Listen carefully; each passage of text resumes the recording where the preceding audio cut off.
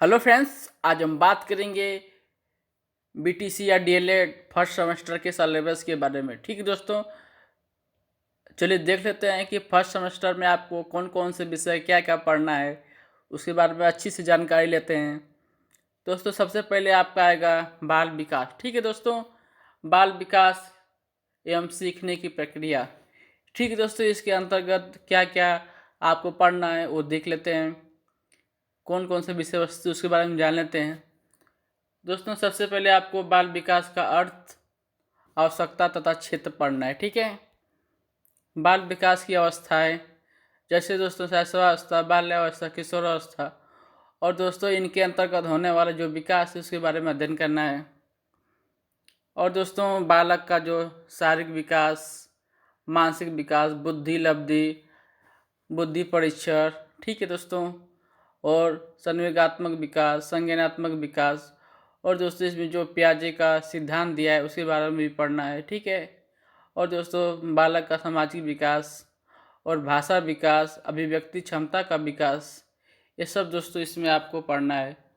और दोस्तों सृजनात्मकता एवं सृजनात्मक क्षमता का विकास, व्यक्तित्व का विकास, अर्थ प्रकार, और दोस्तों व्यक्तित्व में आपका 3 प्रकार के मिलेंगे, अंतर्मुखी, बहिर्मुखी, उभयमुखी। ठीक है, और दोस्तों व्यक्तित्व परीक्षण के तरीके एवं समायोजन का उपयोग और देख लेते हैं दोस्तों। नेक्स्ट, व्यक्तित्व परीक्षण के तरीके एवं समायोजन का उपाय, व्यक्तित्व भिन्नता दोस्तों देख लेंगे, और इसमें व्यक्ति भिन्नता का अर्थ क्या है, कारण क्या है और इसका महत्व क्या है, इसके बारे में दोस्तों जानना है। और दोस्तों एक बालक के अंदर कल्पना, चिंतन और तर्क शक्ति का विकास भी दोस्तों आप लोगों को जानना है। बाल विकास के आधार पर एवं उनको प्रभावित करने वाले कारक जैसे दोस्तों वंशानुक्रम और वातावरण। ठीक है दोस्तों, ये दोनों प्रभावित करने वाले कारक हैं। ठीक है, और दोस्तों इसमें पारिवारिक, सामाजिक, विद्यालय, ऐसे सब आ जाएंगे। ठीक है दोस्तों, और नेक्स्ट दोस्तों देख लेते हैं अधिगम।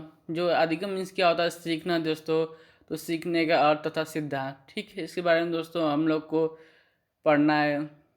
अधिगम का अर्थ, अधिगम को प्रभावित करने वाले कारक, बालक का शारीरिक मानसिक स्वास्थ्य, परिपक्वता, सीखने की इच्छा, प्रेरणा, विषय सामग्री का स्वरूप, वातावरण, शारीरिक एवं मानसिक थकान। ठीक है, अब दोस्तों और देख लेते हैं अधिगम को प्रभावशाली विधियाँ। ठीक है, जो अधिगम है उसकी प्रभावशाली कौन कौन सी विधियाँ हैं उसके बारे में दोस्तों पढ़ना है। जैसे करके सीखना, अनुकरण द्वारा सीखना, निरीक्षण करके सीखना, परीक्षण करके सीखना, सामूहिक विधियों द्वारा सीखना,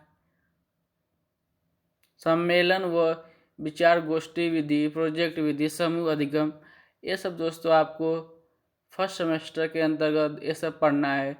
और अधिगम के नियम जैसे दोस्तों थॉर्नडाइक के सीखने के मुख्य नियम और गौण नियम, ये सब और इनका महत्व आप लोगों को पढ़ना है।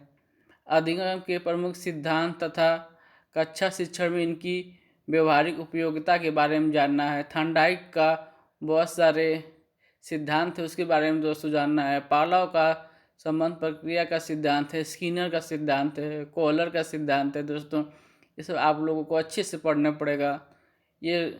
और दोस्तों पियाजे का सिद्धांत है, योगोस्की का सिद्धांत है, और दोस्तों देख लेते हैं जेम्स ब्रूनर है, उनका सिद्धांत है।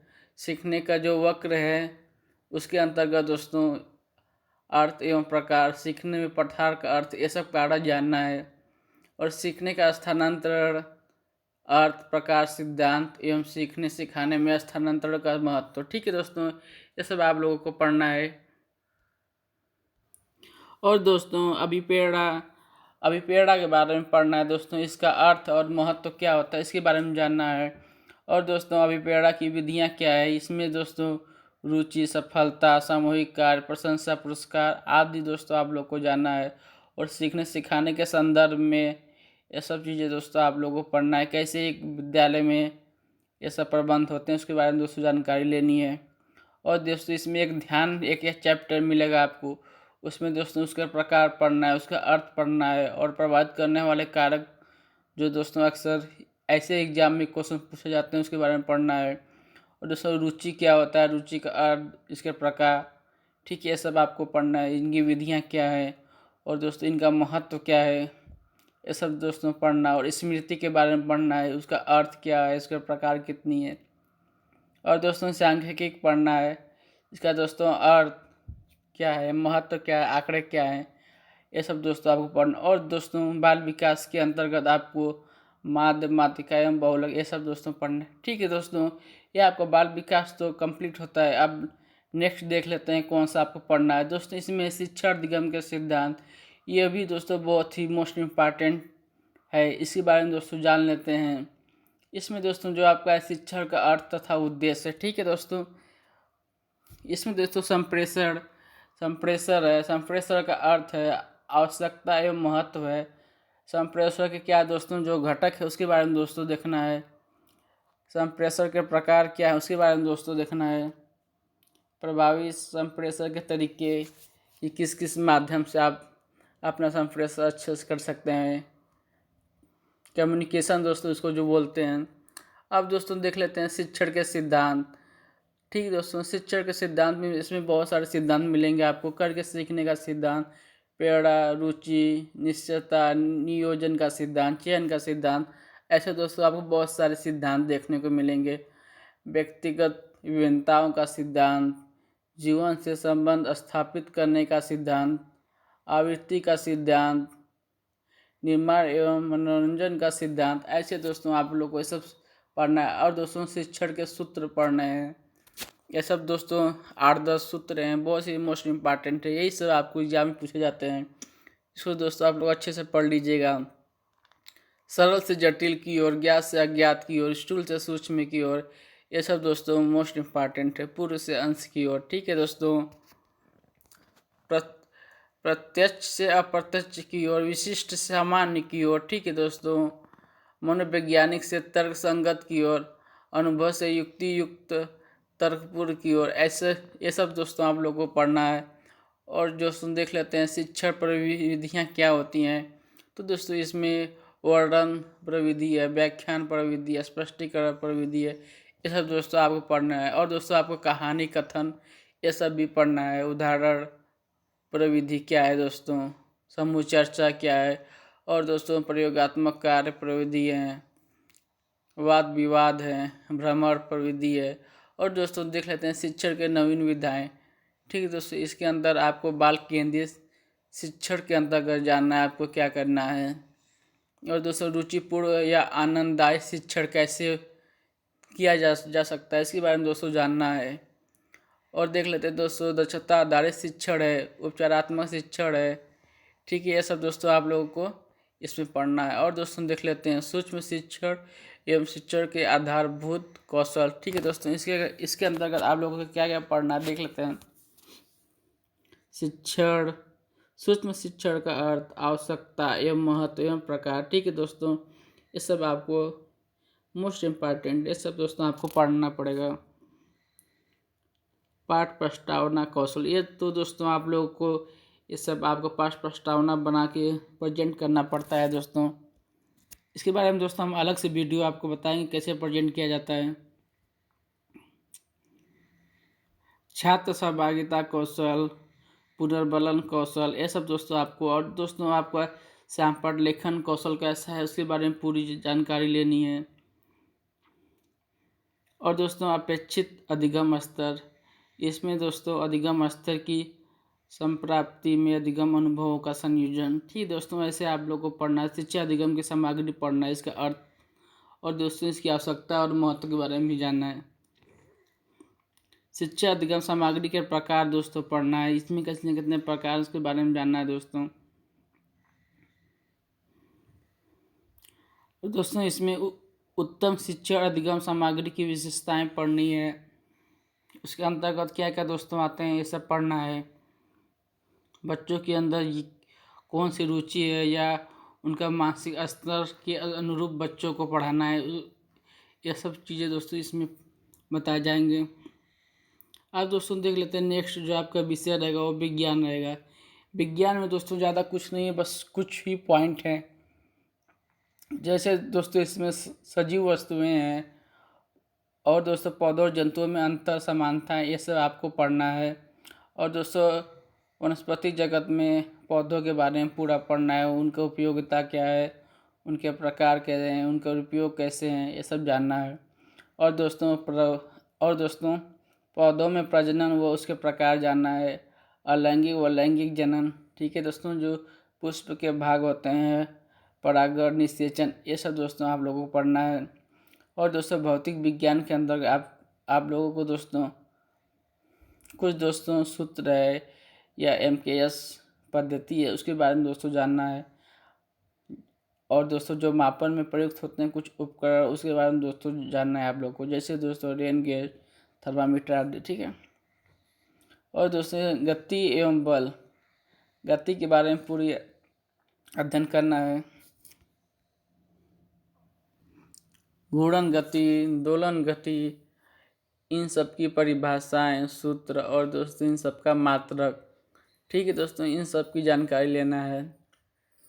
पदार्थ और उसकी अवस्थाएं तीनों, ठोस, द्रव, गैस, इन सब की संरचना कैसी होती है, या ये कैसे होते हैं, या मिश्रण के प्रकार, या इसका जो पृथक्करण है, इसके बारे में दोस्तों जानना है। और दोस्तों कुछ निम्नलिखित बिंदुओं पर मॉडल तैयार करना होता है, जैसे दोस्तों भारत में वर्षा का जल, गति के नियम, या विद्युत चुंबकीय बल के अनुप्रयोग, ठीक है दोस्तों। जो अगला विषय आपका रहेगा वो गणित रहेगा।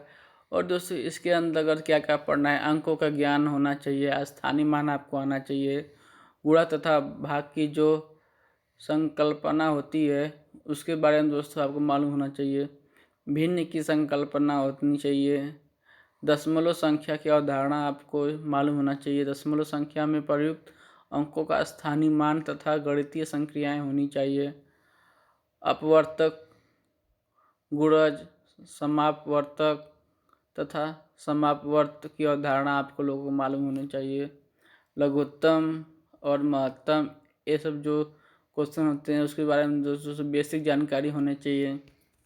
और दोस्तों जो प्रतिशत तथा अर्थ संकेत, ये सब दोस्तों आपको मालूम होना चाहिए। अवर्गीकृत आंकड़े को दोस्तों जिससे ग्राफ हुआ, पाई हुआ, इस पर दोस्तों निरूपित करना पड़ता है। सजातीय तथा विजातीय बीजगणितीय व्यंजकों का बोध होना चाहिए। पटरी तथा प्रकार की सहायता 60, 90, 120 अंश का कोड आपको बनाना चाहिए। कोड के प्रकार दोस्तों क्या होता है, नीन कोड, सम कोड, अधिक कोड, इसके बारे में दोस्तों जानकारी होना चाहिए। त्रिभुज, आयत, वर्ग तथा वृत्त की अवधारणा तथा इनके बारे में दोस्तों जानकारी आप लोगों को होनी चाहिए, ठीक है दोस्तों। आज दोस्तों नेक्स्ट विषय बात करते हैं सामाजिक अध्ययन। इसमें दोस्तों जो आपका कुछ हिस्ट्री से बेसिक रहेगा और कुछ ज्योग्राफी से बेसिक रहेगा, ठीक है दोस्तों। इसमें देख लेते हैं इतिहास का अर्थ, और दोस्तों इतिहास जानने का स्रोत, पुरातात्विक, ठीक है दोस्तों, और विदेशी यात्रियों का जो वर्णन है उसके बारे में दोस्तों मालूम होना चाहिए। पृथ्वी पर मानव की उत्पत्ति कैसी हुई थी, और दोस्तों उसमें कौन से काल थे, पाषाण काल, ताम्र युग, ऐसे ऐसे दोस्तों काल थे। और दोस्तों उसमें की जो सबसे फेमस चीज़ थी नदी घाटी की सभ्यता, और दोस्तों उसमें की सिंधु घाटी सभ्यता हुई, मेसोपोटामिया की सभ्यता हुई, मिस्र की सभ्यता हुई, चीन की सभ्यता हुई, ये सब दोस्तों इनके बारे में आप लोगों को जानकारी होनी चाहिए। और दोस्तों वैदिक काल और पूर्व वैदिक काल का क्या था, उन सब की जानकारी होना चाहिए। महाजनपद काल के बारे में उसका उल्लेख होना चाहिए, उस दोस्तों उसमें जो मगध का साम्राज्य कैसे विस्तार हुआ उसकी जानकारी होना चाहिए। और दोस्तों उस समय जो सिकंदर का आक्रमण भारत पर हुआ था उसकी जानकारी होनी चाहिए। उपनिषद काल, जैन व बौद्ध धर्म। अब दोस्तों कुछ ज्योग्राफी से क्वेश्चन है या टॉपिक है, सौरमंडल से जैसे दोस्तों ग्रह हुआ, उपग्रह हुआ, क्षुद्र ग्रह हुआ। मानचित्र के बारे में आपको दोस्तों अच्छा नॉलेज होना चाहिए, या दिशाओं का ज्ञान, अक्षांश तथा देशांतर रेखाएं कितनी कितनी पर क्यों होती है, GMT, ये सब इंटरनेशनल डेट लाइन, ठीक है, टाइम जोन, पृथ्वी, ताप, कटिबंध, गोलार्ध एवं ध्रुव। पृथ्वी की गतियाँ जैसे परिभ्रमण गति है, परिक्रमण गति, ये क्यों होता है, इसके होने का परिणाम क्या होता है, इसके बारे में दोस्तों जानना है।